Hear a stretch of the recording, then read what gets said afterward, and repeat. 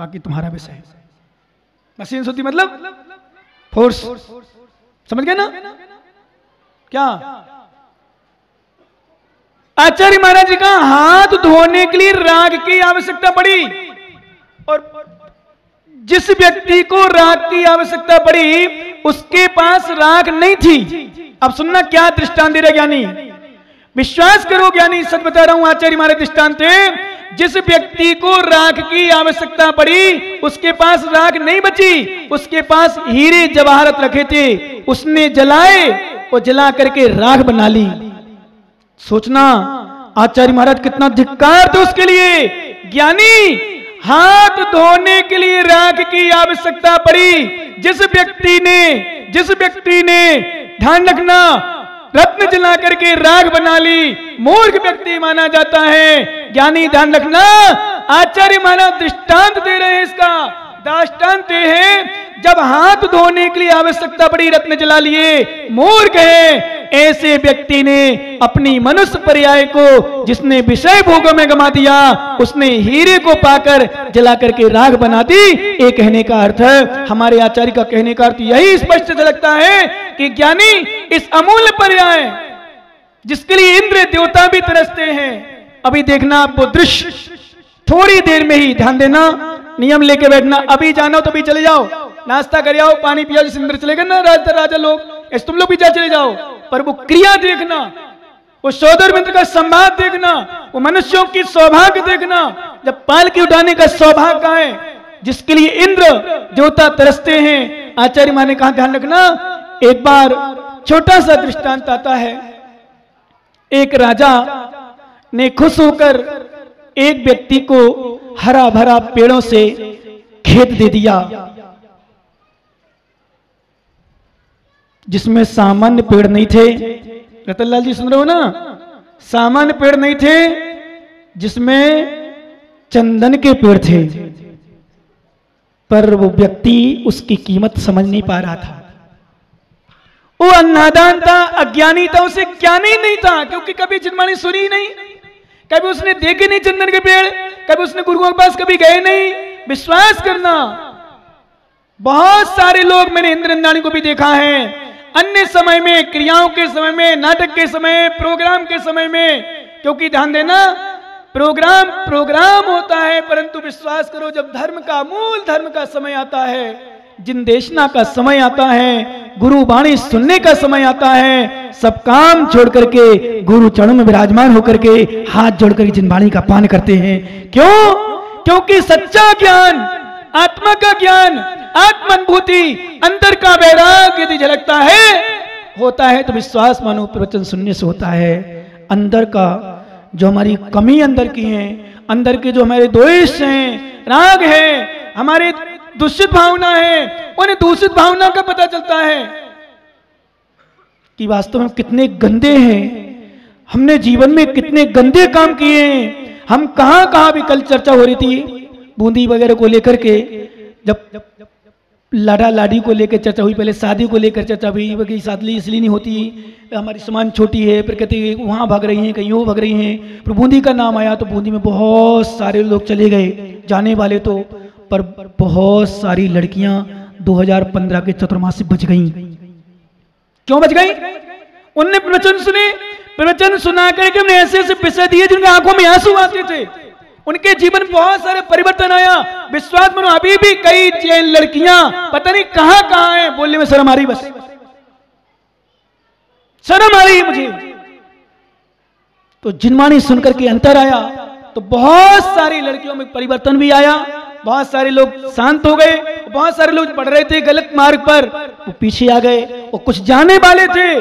पर मेरे प्रवचन में एक ही शब्द कहा, मैंने कहा यदि कहीं भागना हो, अपनी समाज की लाज, अपने माता पिता की लाज बचाने के लिए, यदि कहीं भागने वाली इच्छा हो, तुम्हारी इच्छा हो, उनकी लाज बचाने के लिए कुएं में मर करके जान दे देना, जहर खा के मर जाना श्रेष्ठ है। पर अपने माता पिता, अपने परिवार की नाक को ऊपर उठने रखने रहा, उसको नीचे मत गिराना। ध्यान रखना बच्चियों, मैंने एक बार नहीं कई बार निवेदन किया, उसका प्रभाव जो कई लड़कियां जाने वाली थी विश्वास मानो बैक हो गई कि महाराज सही कह रहे, जिनने जन्म दिया उनको हमें दुख नहीं देना है, जिनने जन्म दिया है उस कुल में कलंक नहीं लगाना है। बहुत परिवर्तन आया, सिर्फ प्रवचन सुन करके ध्यान रखना, कुछ नहीं किया। बाकी ना हमने विधान करवाए, ना पूजा कराई, ना कुछ किया। हमारा 10 लक्षण में पूजा हुई बस, और शुरू में सहस्त्र नाम विधान हुआ था 3 दिन का 2 दिन का, उसमें कार्यक्रम हुआ था। बहुत अंतर आया जीवन में, तो बहुत अंतर आता है नियम से। मैं तो इतना तक कहता हूं, कितना भी बिगड़ा हुआ इंसान हो, कितना कहीं भी जाने वाला, बिल्कुल ठान लिया मुझे वहीं जाना है, वहीं शादी करना है, वहीं रहना है, गारंटी के साथ मन से ले आना उसको 5 दिन मेरे प्रवचन में, गारंटी से कहता हूं उसके जीवन में इतना परिवर्तन आ जाएगा। चरण पकड़ लेगी अपने माता पिता के, क्षमा मांग लेगी माता पिता से, मुझसे बहुत बड़ी गलती होने वाली थी, हे माँ अब मैं कभी जीवन में गलती नहीं करूंगी, अब गुरु का उपदेश सुन लिया है मैंने। ध्यान रखना, इतना अंतर आएगा, बहुत अंतर आता है जीवन में, बहुत अंतर आता है। बाकी तो नहीं आ पाए, फिर मारीच और रावण जैसे जीव संसार में बहुत हैं, अपन कुछ नहीं कह सकते हैं। लेकिन ध्यान रखना, वो चंदन का पेड़ सुनना, जितने लोग सुन रहे हो, भरा दे दिया और विनाश काले विपरीत बुद्धि, विनाश काले विपरीत बुद्धि नियम है। बोले महाराज समझदार होते हुए भी ऐसा क्यों कर लिया उसने, इतना धार्मिक परिवार होने पर ऐसा क्यों कर लिया, ऐसा क्यों हो गया? अरे भाई कुछ भी नहीं कहो, विनाश काले विपरीत बुद्धि। जब विनाश का समय आता है, गुरु भगवान जिनवाणी कोई भी समझाता रहे, मित्र कोई भी समझाए, नहीं समझ में आती है, लेकिन मेरी तो गारंटी होती है, मैं गारंटी देता हूं, दावे के साथ कहता हूं, अभी समझ में नहीं आए, जब ठोकर लगती है तब समझ में आती है कि वास्तव में मैं क्या कर चुका हूं या कर चुकी हूं। ध्यान रखना, वो चंदन से पेड़ से भरा हुआ राजा ने पुरस्कार में दिया, जा बेटा तू खुश रहे, जीवन भर आराम से अपना जीवन ऐसे यापन कर, खुशी खुशी कर। उसको ज्ञान नहीं था, उसकी बुद्धि नष्ट हो गई थी, उसको समझ में नहीं आया।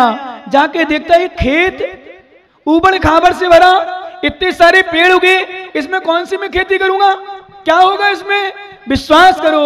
लेकिन फिर उसको कहावत याद आई, दान की बछिया के क्या नहीं देखे जाते हैं, कान की दांत, दांत नहीं देखे जाते। दान की बछिया के निर्मल जी दांत नहीं देखे जाते, दांत है कि नहीं, क्योंकि दान में मिला है, फ्री में मिला है। उसने क्या किया, आग ली, दिया सलाई ली और जला दी। ध्यान सुनना सभी माताएं बहनें जितनी लोग हों, बातें तो वैसे नहीं कर रही कोई, अब शांति है थोड़ी सी, सुनना बस। लगा दी आग, आग लगाकर उसको बिल्कुल राख कर दिया और सीधा हल लिया और हल प्रारंभ कर दिया, उसमें धान बो दी। धान चावल वाली धान, वैसे कोदो का दृष्टांत आता है, धान ले लो, धान समझ में आता है आपको, बो दिए। और जैसे ही बोए पानी गिरा, थोड़ा सा अंकुरित हो गई, लहलाने लगी फसल, बड़ा प्रसन्न हुआ, बहुत प्रसन्न हुआ, बहुत प्रसन्न हुआ। वो जाकर के राजा के पास पहुंच गया, राजन राजन राजन बहुत खुशखबरी, क्या है बेटा, क्या बात हो गई? बोले राजन जो आपने ऊबड़ खाबड़ खेत दिया, ध्यान सुनना सभी लोग, विशेष रूप से बहनें सुने जो अपने आप को श्रेष्ठ मानती हैं कि मैं वहां जाऊंगी खुशी रहूंगी, मेरा तो वो मिल गया, मुझे इसके साथ शादी करूंगी, मैं तो मम्मी पापा छोड़ क्या मिल गया मुझे, मेरा इच्छा अनुसार मिल, खुश होती है। अभी पता चलेगा क्या होता है, क्योंकि फसल लहरा रही ना, अभी उसको पता नहीं क्या थी फसल, कौन सी फसल को काट के मैंने क्या किया। विश्वास करना, बोले क्या किया मानो तुमने? बोले मैंने ऊबड़ खाबड़ खेत को, ऊबड़ खाबड़ खेत को मैंने जला करके राख कर दिया, नष्ट कर दिया, नष्ट करके हाल जो दिया, मैंने बीज बो दिया। क्या बो दिया बेटा? बोले धान बो दी। राजा अपनी कर्म पर हाथ ठोकते हैं। ध्यान देना सभी के लिए काम विशेष, जो 50 साल के ऊपर हो गए विशेष सुनेंगे, विशेष सुनेंगे, बाकी तो सभी सुन नहीं है, सुन ही रहे हैं, बैठे ही हैं।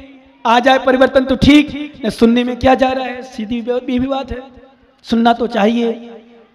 हम तो हमेशा ही कहते हैं लाखों काम छूट जाएं, और हमारे पंडित जी ने तो स्पष्ट लिखा, ध्यान देना ज्ञानियों, कहीं भी जाओ, मैंने रोज निवेदन करता हूँ, भूदेवी में किया कई लोगों को, क्योंकि वहां भी स्थिति भले पंडाल भरता था, पर जितने पंडाल भरते थे पूरा खचाखच पंडाल भरता था, उतने लोग लगभग कई बार कहे नाश्ता में लगे, कोई भोजन में लगा।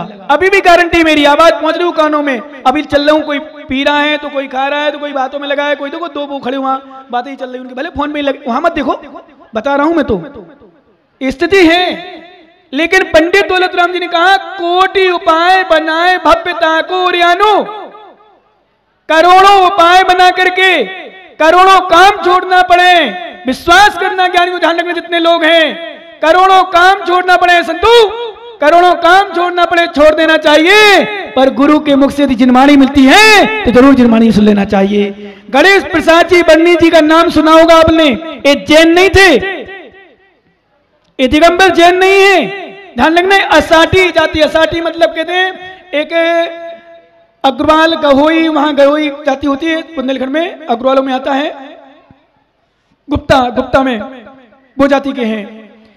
इनके घर में कोई बात हो गई, बात होकर के धार्मिक प्रवृत्ति के थे, तो ये जैन मंदिर के सामने से निकलते तो एक विद्वान, एक सामान्य गृहस्थ स्वाध्याय किया करता था। ध्यान रखना ज्ञानी, सुनील ना, स्वाध्याय करना जरूर, पुस्तक पढ़ना, कुछ भी पढ़ना धार्मिक की, क्योंकि जीवन में पैसा कमाने लक्ष्य नहीं समझना, भोगों को भोगने लक्ष्य नहीं समझना, और परिवार चलाना लक्ष्य नहीं समझना, जीवन में कुछ परिवर्तन लाने का भी भाव बना के रखना।